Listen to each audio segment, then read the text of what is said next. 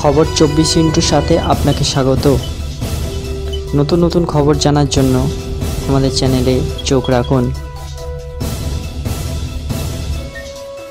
আরজিকর পরবর্তী রাজ্যের বর্তমান পরিস্থিতিতে রাজ্য বিজেপির পরবর্তী সাংগঠনিক কর্মসূচির রূপরেখা কী হবে তা ঠিক করতে কেন্দ্রীয় স্বরাষ্ট্রমন্ত্রী অমিত শাহ এবং জেপি নাড্ডার সঙ্গে বৈঠক করলেন রাজ্য বিজেপির সভাপতি সুকান্ত মজুমদার এবং বিধানসভার বিরোধী দলনেতা শুভেন্দু অধিকারী। প্রসঙ্গত আরজিকর ইস্যুতে যাতে রাজনৈতিক রং না লাগে সে কারণে এতদিন কিছুটা কৌশলী অবস্থান নিয়েই চলেছিল রাজ্য বিজেপি।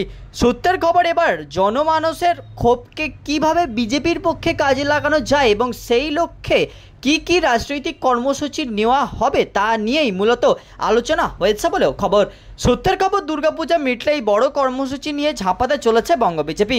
সূত্রের খবর, শাহ নাড্ডার সামনে আরজিকর পরবর্তী পরিস্থিতি নিয়ে বিস্তারিত রিপোর্ট তুলে ধরেন সুকান্ত এবং শুভেন্দু।